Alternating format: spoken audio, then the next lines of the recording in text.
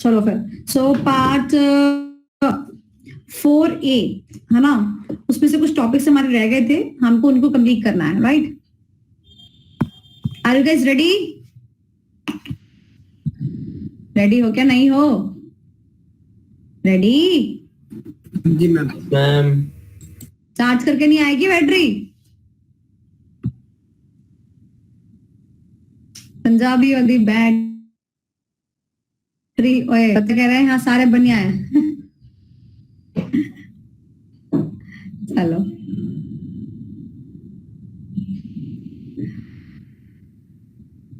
ऋतिक एक लाइन सुना दे तो उससे क्या होगा ना, सबकी बैटरी चार्ज हो जाएगी। एक लाइन सुना दे बस, तेरी तो आवाज इतनी बढ़िया है, ऐसी भारी भड़कम मस्त एकदम ही, इंसान सुन के ऐसा बेहोश हो जाता है। अभी तो मैम अभी तो होश में रहना ना पूरा सुनने के लिए। Nice one, nice one. Literal interpretation निकाला है इन्होंने, लिटरल इंटरप्रिटेशन। चलो तो पार्ट ऋतिक आया कि नहीं आया है? ऋतिक आ गया मैं। हाँ ठीक है। हाँ शशांक खेमंत आगे सब। चलो सो पार्ट ए में से हमने जो टॉपिक्स रिमेनिंग करने हैं वो थे ये topics, if I am correct, topic number 7, 8 and 9। हाँ जी यही थे। करें करें चलो ओके। टारगेट लगाते हैं, टारगेट बेस्ड काम हम बहुत अच्छा करते हैं। टारगेट हमारा है 8:40 हो रहा है, 9 o'clock तक तीनों फिनिश। इजी है, सिंपल है, 9 o'clock तक तीनों फिनिश। चलो इवन मैंने लॉज और गाइडलाइंस वाला भी आपको होमवर्क दे दिया था। मैंने आपसे कहा था कि जो जनरल वाले है वो आप खुद पढ़ के आएंगे, जो स्पेशल वाला है आईटी वाला वो मैं आपको पढ़ाऊंगी, ठीक है? तो जो जो पार्ट मेरी जिम्मेदारी है वो मैं आपको करा देती हूँ।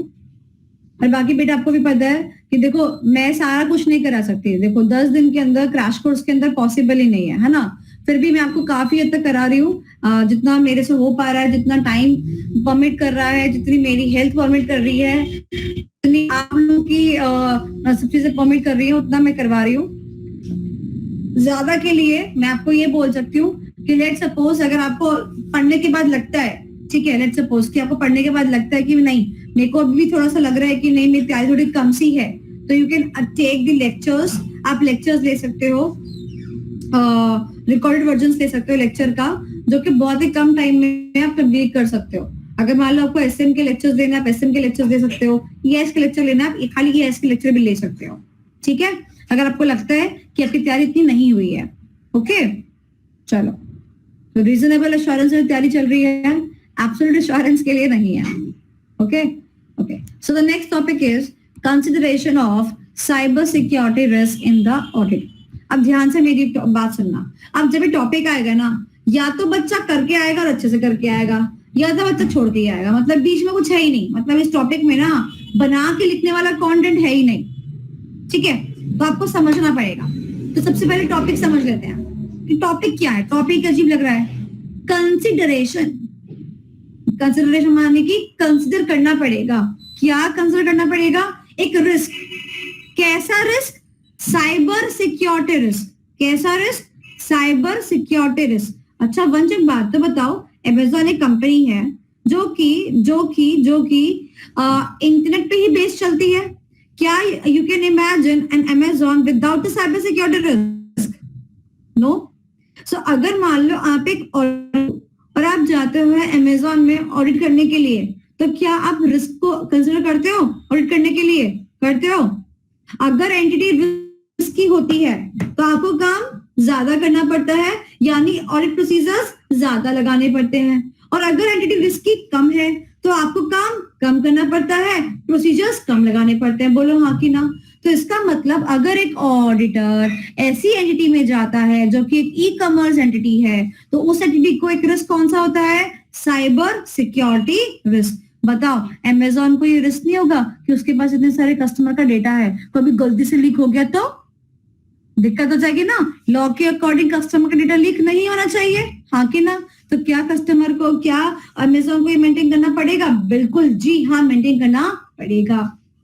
अच्छा क्या हम ये कह सकते हैं कि अगर ऑर्गेनाइजेशन ने अगर ऑर्गेनाइजेशन ने, अगर अमेजोन ने अपने लेवल से सिक्योरिटी मेजर्स ले रखे हैं, अपने मेजर से सिक्योरिटी मेजर्स ले रखे हैं, यानी उस रिस्क को कम करने के लिए एंटिटी ने इंटरनल कंट्रोल्स लगा रखे हैं, तो किसी हद तक वो रिस्क रिड्यूस हो जाए, बोलो हाँ कि ना। And on the another side अगर रिस्क है और उस पर कंट्रोल्स नहीं लगाए हुए, तो ऑडिटर को अगेन काम ज्यादा करना पड़ेगा। कहती बात अब समझ आई? यानी कि रिस्क ज्यादा तो कंट्रोल लगाए हुए हैं तो बढ़िया है, ऑडिटर को काम कम करना पड़ेगा। बट अगर रिस्क भी ज्यादा है और कंट्रोल्स भी नहीं लगा रखे तो ऑडिटर को काम ज्यादा करना पड़ेगा। काम की इंग्लिश क्या होती है? Audit procedures. क्या होती है? Audit procedures. क्या इतनी बात समझ आई? बोलो हाँ कि ना। तो अब एक ऑडिटर जा रहा है, उसको रिस्क को कंसिडर करना है। इस बात को कहाँ दे रखा है? ऑडिट के ऐसे 315 में दे रखा है, रिस्क असेसमेंट। 315 का नाम कौन बताएगा? 11 रुपए का नाम 315 का, ऐसे 315 का फुल नाम बताने पर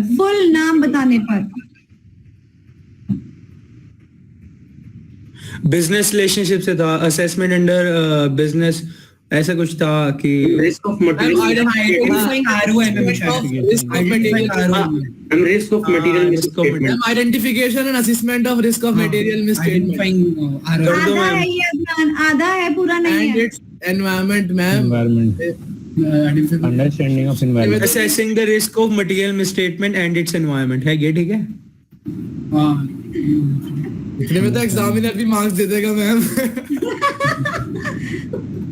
मैम 11 रुपए कर दो मैम, रजिस्टर में मेरा नाम लिख दो मैम। 11 रुपए तो एंटिटी समझना ना मैम। वीडियो अगर ऑन नहीं है तो आप एलिजिबल नहीं है 11 रुपए लेने के लिए, पहले ही बता रखा। एंटिटी समझना। मैम दोबारा बोलो, क्या वीडियो ऑन कर दी मैंने? अब तक गया। अदनान को जाते हैं 11 रुपए। करेक्ट जया उर्फ प्रिया। Identifying and assessing the risk of material misstatement through understanding the entity and its environment. This is the full version. Or Adnan even was the first one to say this word. Identifying the risk of RMM. Adnan was the first one. Good job Adnan. Highly impressed. तो बताओ, RMM को assess करना यानी कि इस entity में risk है कि नहीं, इसको असेस करना ऑडिटर की जिम्मेदारी किसमें बांधी गई? ऐसे 315 में बांधी गई। बोलो हाँ कि ना। और अगर वो 315 के तहत पाता है कि रोमम ज्यादा है, रोमम यानी कि रिस्क ऑफ मटेरियल मिसस्टेटमेंट ज्यादा है, तो वो ऐसे 330 के अकॉर्डिंग काम को ज्यादा करता है, यानी कि ऑडिट प्रोसीजर ज्यादा लगाता है। क्या इतनी बात समझ आई? मैम आप ऑडिट को पढ़ाने लग गए, मन सा कर रहा था, मैंने कहा ट्रेलर दे दो क्योंकि भैया हम ऑडिट में अच्छा पढ़ा लेते हैं। ओके अरे वो दो टॉपिक है, आओ देखो ये क्या बोला उसने बोला ये क्वेश्चन एग्जाम में आता है, ये स्टेटमेंट आपको एज इट इज मिलेगी। कहता है 315 recognizes that IT possesses specific risk to the entities internal control in the form of following, यानी कि आईटी के रिस्क को भी एवेल्युएट करना पड़ता है हमारे ऑडिटर को। और साथ ही में क्या देखना पड़ता है? अगर आईटी है तो आईटी के ऊपर कंट्रोल्स होने चाहिए, जैसे कि आरबीएसई होना चाहिए। बोलो हाँ कि ना। अगर आईटी का रिस्क है और आरबीएसई नहीं है तो बताओ एंटिटी खतरे में है? रोमम ज्यादा तो काम भी ज्यादा करना पड़ेगा।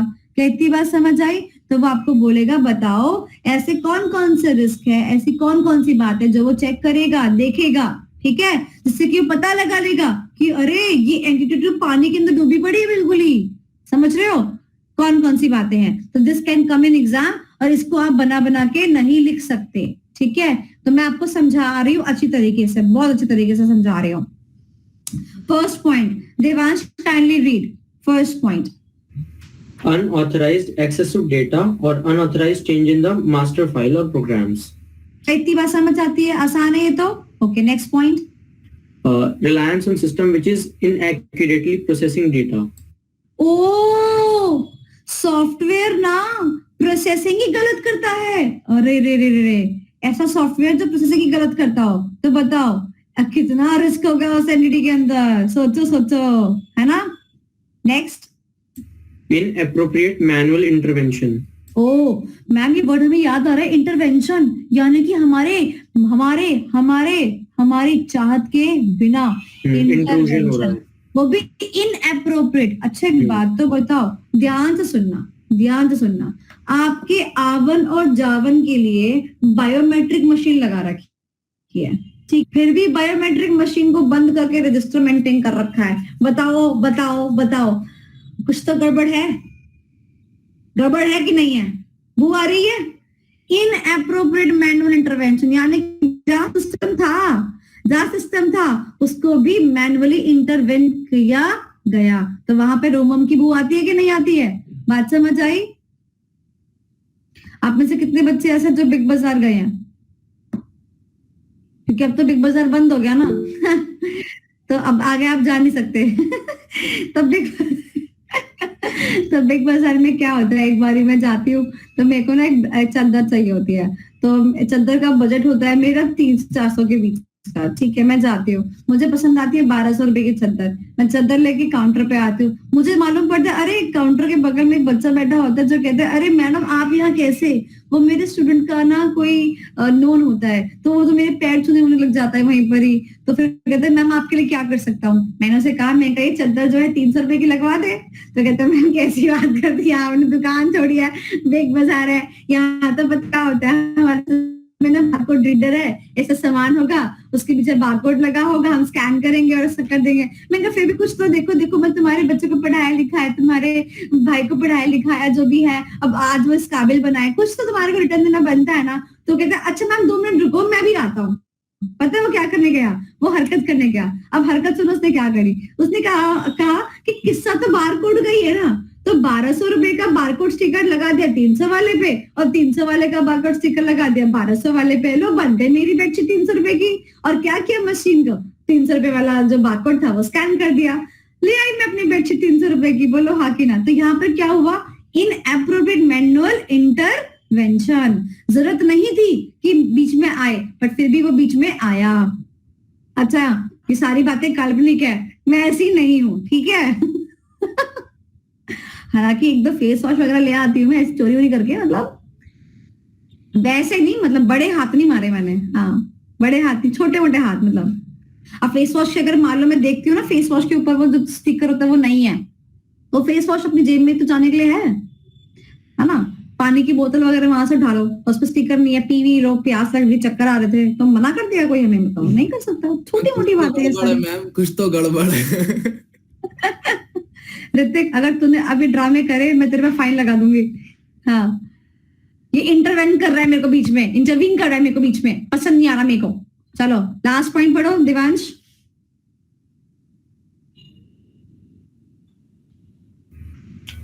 IT personnel enjoying access privileges beyond required.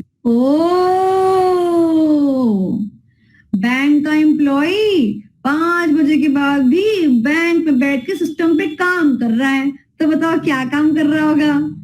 कुछ तो गड़बड़ है।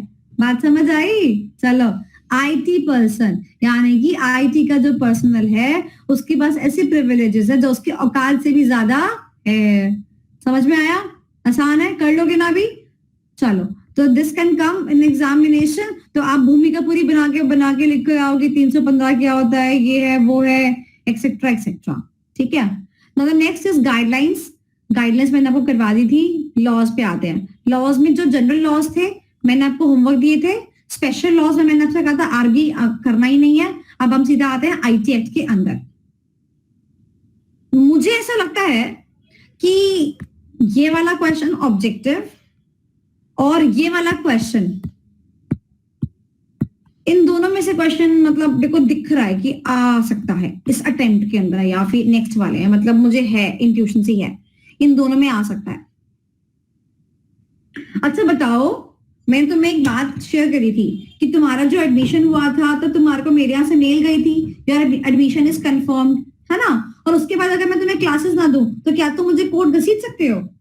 हाँ, क्योंकि email is an evidence. Email is an evidence. आप ट्रांजैक्शन का एविडेंस दिखाओगे, मेरे एडवर्टीजमेंट का एविडेंस दिखाओगे, उसके बाद ईमेल का दिखाओगे एविडेंस, और वो क्या हो जाएगा, आपके सब कुछ हित में चला जाएगा। बोलो हाँ कि ना? भले ही मैं कितने इंटेलिजेंट हूँ कि मैं कुछ ना कुछ कर लूंगी, वो बात छोड़ो, वो छोड़ो, ठीक है। बट अब मैं एक बात कह रही हूँ, क्या आप मुझे कोर्ट में घसीट के लेके जा सकते हैं? डेफिनेटली आप कोर्ट में घसीट के लेके जा सकते हैं, क्योंकि आपको पावर दी गई आईटी एक्ट 2000 के अंदर। आईटी एक्ट 2000 से पहले आपके पास पावर नहीं थी कि आप इन चीजों को क्या कर सके, कोर्ट में एनफोर्स कर सके। चीजों को लीगल रिकॉग्निशन देने के लिए आईटी एक्ट आया, चीजों को लीगल रिकॉग्निशन देने के लिए आईटी एक्ट आया। तो अब देखो वर्ड याद रखोगे लीगल, ठीक है, ऑलमोस्ट लीगैलिटी से कुछ डिटरमाइन होगा। तो देखो लीगल रिकॉग्निशन दी उसको। Devansh kindly do the honours. To grant legal recognition, transactions carried out by the means of electronic data. हाँ, मतलब जो भी ट्रांजेक्शन कैसे हुई, इलेक्ट्रॉनिक मोड पे हुई। तुमने मुझे पैसा दिया क्रैश कोर्स का, है ना, ट्रांजैक्शन हुई कि नहीं हुई, तो तुम इसको लेके जा सकते हो, इनफॉर्सिबिलिटी है। मैंने अमेज़न को पैसे दिए कि मेरे को कल शूज डिलीवर कर दे, अगर वो डिलीवर नहीं करता तो मैं कोर्ट में लेके जा सकती हूँ। हाँ, एकदम से कोर्ट में लेके नहीं जाते, पहले नोटिस जाता है, ये जाता है, वो जाता है, पूरा प्रोसीजर है, बट लेके जा सकते हैं लीगली, उसने आपको राइट दिया। उसके बाद क्या हुआ, next point Hrithik.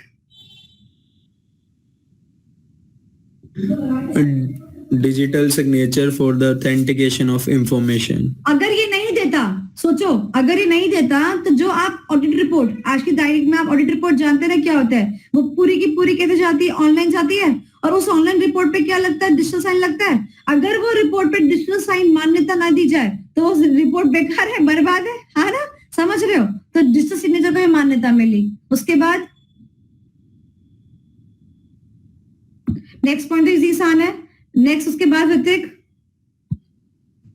Keeping books of accounts in electronic format. Electronic format में, मतलब बुक्स ऑफ अकाउंट से पहले भी बना पा रहे थे, बट अब आप इलेक्ट्रॉनिकली बना सकते हो, इलेक्ट्रॉनिकली बना सकते हो। और आपको याद है चैप्टर नंबर 2 के अंदर हमने पढ़ा था installed applications versus cloud based applications.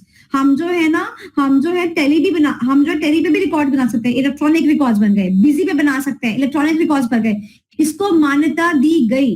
और साथ ही में हम क्लाउड पे भी बना सकते हैं, bookkeeping.com करके वेबसाइट है, वहां बना लो, उसकी भी मान्यता दी गई। किसके अंदर, इस आईटी एक्ट के अंदर। तो जब आईटी एक्ट बना तो ऑब्जेक्टिव क्या था कि ये हुए, ओके, तो ये हो गया, ओके। फिर क्या हुआ, next point, To provide legal infrastructure to promote e-commerce. E commerce. इस एक पॉइंट की वजह से हमें इस चैप्टर के अंदर टॉपिक पढ़ना पड़ रहा है। तो अगर इसके ऊपर लॉ नहीं बनता तो ई कॉमर्स आगे प्रमोट नहीं होता, लोग ऑनलाइन खरीदते ही नहीं कुछ, है ना। कल को मैं नाट जाऊं, मुझे ऐसा कुछ हुआ ही नहीं, अमेज़न मना कर दे, मुझे पैसा ही नहीं मिला, तो क्या होगा, दिक्कत तो जाएगी ना। चलो आगे पढ़ो, और क्या क्या बात बोली उसने। To facilitate electronic filing of documents with government departments, storage of data. तभी तो आजकल डीएल ऑनलाइन बना देता है। अच्छा, डॉक्यूमेंट्स वगैरह अपलोड कर दो, सारा प्रोसीजर ऑनलाइन। आधार कार्ड में फोटो चेंज करवानी हो, सब कुछ ऑनलाइन, उसको ऑथेंटिकेशन दी गई। हमें ना अपनी ऑडिट रिपोर्ट फाइल करने के लिए भी लाइन में नहीं लगना पड़ता, ऑनलाइन फाइल कर देते हैं, और ऑनलाइन फाइल को क्या किया गया, ऑथेंटिकेशन दी गई। बात समझ आई, बोलो हाँ कि ना। Okay, next point. To manage cyber crimes.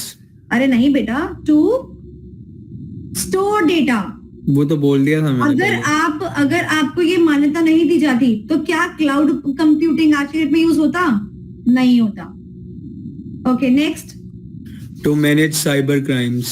अरे ये तो मैं क्या ही बताऊं। एंड लास्ट में उसने क्या बोला, ऑल अदर्स, पढ़ दो। Govern all internet activities in India to all the online transaction. समझ में आ गया, कोई दिक्कत, अभी लिख लोगे। अब ना ऑब्जेक्टिव जो एग्जाम में अच्छे से करके जाना, मेरी इंट्यूशन है या तो इस वाले टाइम में या तो अगले वाले टाइम में आने को आ सकता है, ठीक है, तो ये आप करके जाओगे। अब क्या हुआ, सोचो ध्यान से, मेरी बात सोचना। मैं अगर ये ऑब्जेक्टिव्स हैं, ये मुझे पूरा करना है, ध्यान से सुनना, ये जितना अच्छे से मैं एक्सप्लेन कर रही हूँ ना, आपको पूरे नेट पे नहीं मिलेगा इसका एक्सप्लेनेशन। मैं आपको एक बात और बताती हूँ, you can find various faculties teaching this particular subject, but not at all covering this topic. Even they are not having the idea in their notes, they are not covering this particular topic. बहुत सारे faculties ऐसे हैं, तो मैं cover करा रही हूँ, आप ध्यान से सुनना। मैं आपको बता रही हूँ कि ये ऑब्जेक्टिव था आईटीएक के। तो अब अगर मैं चाहती हूँ कि ये हो, तो वंश अगर मैं कोई चीज चाहती हूँ कि ये हो, तो क्या आपको नहीं लगता कि मुझे उस एक्ट के सेक्शन में उसको डालना पड़ेगा उसको एक्ट करवाने के लिए, हाँ कि ना? तो अब नेक्स्ट टॉपिक इसी के ऊपर आता है। नेक्स्ट टॉपिक देखो, जिनके पास स्टडी मटेरियल उनको ये टेबल नहीं मिलेगी, उनको नॉर्मल सब सेक्शंस मिलेंगे। ये देखो, उसने कहा जो जो बातें आपने भी पढ़ी ना, वही बातों को लेकर सेक्शन बना डाला। Section number 4, 3, 6, 14 and 15। देखो सारी बातें जो आपने पढ़ी वो देखो, मैं आपको सारी बातें पढ़वाती हूँ। ये देखो, लीगल रिकॉग्निशन इलेक्ट्रॉनिक रिकॉर्ड को देना चाहिए, मिल गया। ईमेल को कंसिडर किया गया, मिल गया। उसके बाद आपने मुझे बोला कि आप ऑनलाइन जो आप डिजिटल सिग्नेचर करते हो उसको मान्यता दी गई, लीगल वैलिडिटी दी गई सेक्शन नंबर 3 के अंदर। उसके बाद में आपने बोला कि अगर आप कोई भी डॉक्यूमेंट सबमिट करते हो, क्रिएट करते हो, आप गवर्नमेंट को लाइसेंस देती है, गवर्नमेंट डिपार्टमेंट आप कुछ डॉक्यूमेंट सबमिट करते हो, उसको हम लीगल वो देंगे, ऑथेंटिकेशन देंगे। और हम आपकी ट्रांजैक्शन को, इलेक्ट्रॉनिक ट्रांजैक्शंस को सिक्योरिटी देंगे। जब आप फंड ट्रांसफर कर रहे हो उसको सिक्योरिटी देंगे, जैसे कि मान लो ओटीपी देकर, एग्जांपल दिया उसने नीचे ओटीपी का एग्जांपल है। लास्ट बट नॉट लीस्ट, अगर डिजिटल सिग्नेचर हमने ऑथेंटिकेट किए तो उसका सिक्योरिटी प्रिजर्व क्या होना चाहिए, वो सेक्शन नंबर 15 के अंदर दिया गया। तो क्या हुआ, जो बातें आईटी एक्ट में बोली कि ये हमारा ऑब्जेक्टिव है, उनको पूरा करने के लिए सेक्शंस बना दिए गए। तो जो मैंने आपको वहां पे समझाया वो आपको सेक्शंस में मिल जाएगा। तो आपको ये याद रखना है कि हमारी बातें जो है बेसिकली सेक्शंस के अंदर कवर्ड है। Is that clear? बोलो हाँ कि ना, समझ में आ गया? चलो, आसान लगा? कोई सी डिफिकल्ट तो नहीं लगा आईटी एक्ट वाला पार्ट? चलो अब नेक्स्ट बात करते हैं trends in e commerce. Trend का मतलब क्या होता है बताओ बेबी? Come down. क्या है ये? आजकल ट्रेंड चल रहा है ना, बस सबको ये हिलाना है, मतलब कम डाउन। क्या है ये? ट्रेंड है ना। तो ऐसी वो कह रहा है कि ई कॉमर्स के अंदर क्या क्या ट्रेंड है, ई कॉमर्स के अंदर क्या क्या ट्रेंड है, trends in the e commerce. हमने कहा आजकल तो ना कंटेंट बिकता है, लोग क्या कहते हैं, इमेज सब कोई नहीं पढ़ता, किसके लिए क्या बनाओ, वीडियो बनाओ। इसीलिए जब आपने देखा होगा, आपने जो मेरी लास्ट क्लास अटेंड करी थी, मैंने आपको उसमें Amazon खोल के दिखाया था, और वो जो मोबाइल था ना उसका छोटा सा वीडियो क्लिपिंग था कि आगे से ऐसे दिख रहा है, पीछे पूरा वीडियो क्लिपिंग था, याद है? तो आजकल लोग वीडियो पे ज्यादा जा रहे हैं। तो वो क्या कह रहे हैं, आजकल का ट्रेंड ऐसा है कि आपके कंटेंट में दम होना चाहिए।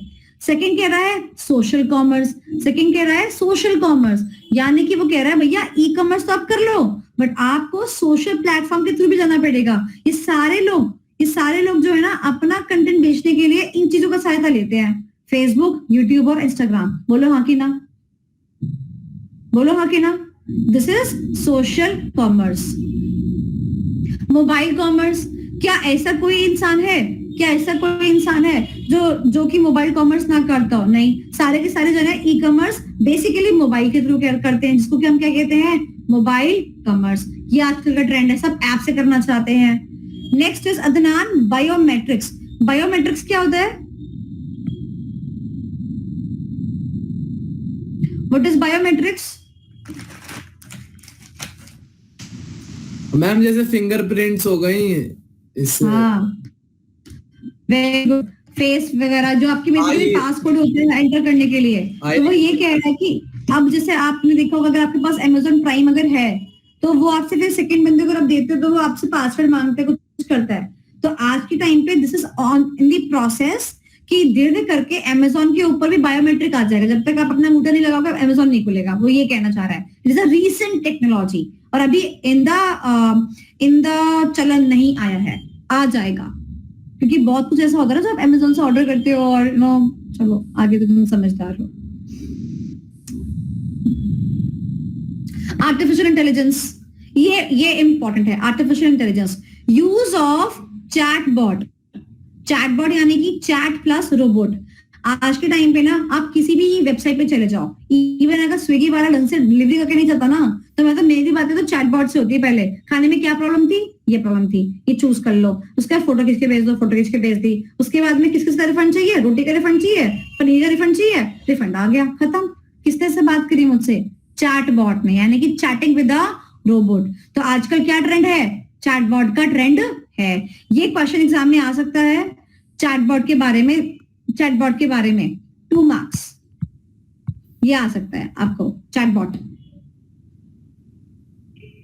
Next is predictive analysis. ये तो सिंपल चीज है, आप क्या चाहते हो उसके अकॉर्डिंग ही अमेजोन आपको दिखाता रहता है। ये ले लो, मैं बीमार हुई ना, पता है मेरे को ऐसे ऐसे करके बीमारी की चीजें दिखाने लग गया, मेरा टेस्ट खराब हो गया, समझ रहे हो, प्रिडिक्शन कर लेता है ये अपने यूजर के ऊपर। सो इसको बोलते हैं trends in the e commerce. I hope कि we are done with all the topics. Any topic left in e-commerce? I believe it is no. Giving you 2 minutes to go through. कोई भी कोई चीज ऐसी हो जो पूछ लीजिएगा। हाँ जी दिवांश। मैम डिजिटल पेमेंट्स में आपने 2 टॉपिक रुकवाए थे, एक तो था ई रूपी और क्रिप्टो करेंसी। तो क्रिप्टो करेंसी जो आप ब्लॉकचेन का टॉपिक देखेंगे उसमें कवर्ड है, ई रूपी में करवा देती हूँ, ठीक है, और देख लीजिए।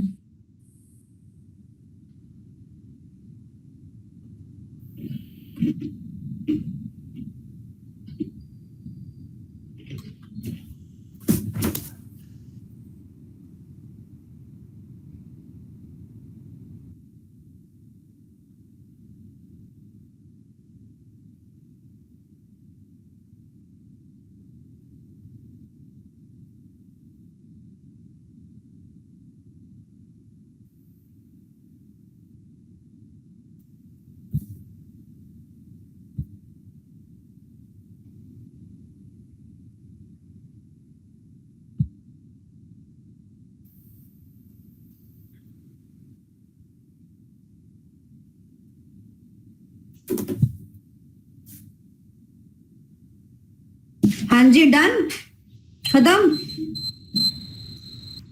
ओके आगे चले आगे।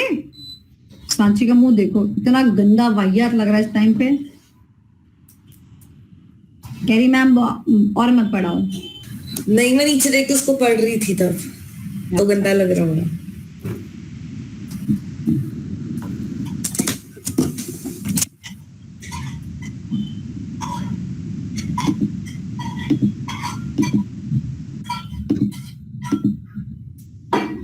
Okay. So the next is e-rupee. E-rupee. सबसे पहले e-rupee was added in the attempt May 2022. ठीक है, कॉन्सेप्ट क्या था ध्यान से समझेंगे। कॉन्सेप्ट था कि हमारे जो किसान लोग हैं ना उनको सेफ गार्ड करके चलना है, ठीक है। अब क्या होता है कि किसान लोग ज्यादा लिटरेसी तो रखते नहीं है, राइट। तो हमारे को अगर मान लो इनको कोई ट्रांजैक्शन करनी होती थी ना, तो जो मिडिल मैन होते थे ना वो पैसा खा जाते थे। जैसे मान लो गवर्नमेंट ऑफ इंडिया ने बोला कि ये जो पैसा है ये इन लोगों के लिए है, ये इन लोगों के लिए है, बट बीच में ना मिडिल मैन बैठे होते थे। तो बेसिकली मान लो गवर्नमेंट ऑफ इंडिया ने अगर मान लो लेट सपोज 10,000 रुपए दिए, तो इनके पास मुश्किल से 1,000 रुपए पहुंचते थे। तो ये प्रॉब्लम थी। इस प्रॉब्लम को रिजॉल्व करने के लिए सिस्टम क्या आया, ई रूपी। क्या सिस्टम आया, ई रूपी। अब कैसा सिस्टम आया, जैसे मान लो आपको पता है, जैसे मान लो आज मैं आपको बोलूं कि एक काम करो, सुनो, hello, am I audible? Yes ma'am.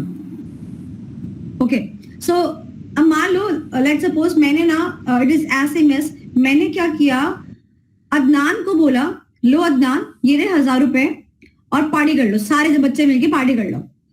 अब अदनान तो ये शातिर है, 900 रुपए अपनी जेब में रखेगा, 100 रुपए पार्टी के लिए निकालेगा।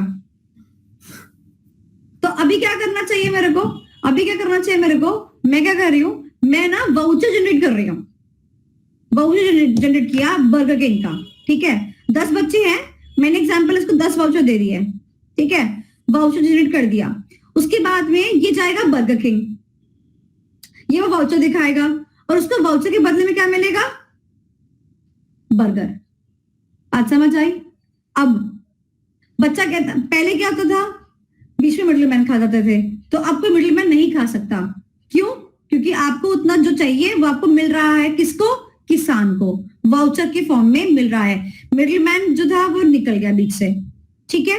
अब मैं अनजान को वाउचर नहीं दूंगी, सबको वाउचर दे दिया, ऋतिक को वाउचर दे दिया, शिवम को वाउचर दे दिया, मैं को वाउचर दे, जाओ खा के आओ, सब जाएंगे, सब खा के आ जाएंगे। क्या इतनी बात समझ आई? ओके। अब एक और दिक्कत समझ आई। एक तो प्रॉब्लम थी मिडिलमैन के अंदर, वो रिमूव कर दी। अब हम कह रहे हैं किसान लोग के अंदर भी प्रॉब्लम है। किसान लोग के अंदर क्या प्रॉब्लम है? अब प्रॉब्लम ये हुई कि लोग शाणे होते हैं।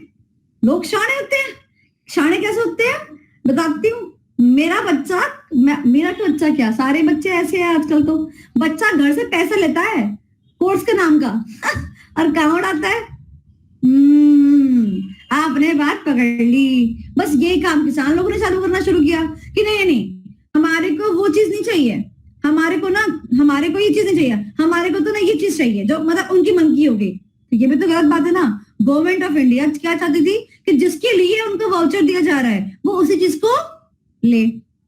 तो दोनों प्रॉब्लम को रिजॉल्व किया किसने? ई रूपी ने। किसने सॉल्व किया? ई रूपी ने। ठीक है, चलो आओ, प्रॉब्लम समझ गए तब आंसर भी समझ जाओगे। तो देखो क्या बोला इसने, it was launch by government of India. एक बार एमसीक्यू आया था कि ई रूपी किसने लॉन्च किया? किसने लॉन्च किया? GOI यानी कि गवर्नमेंट ऑफ इंडिया ने। किस टेक्नोलॉजी पर बेस्ड था? यूपीआई टेक्नोलॉजी पर बेस्ड था।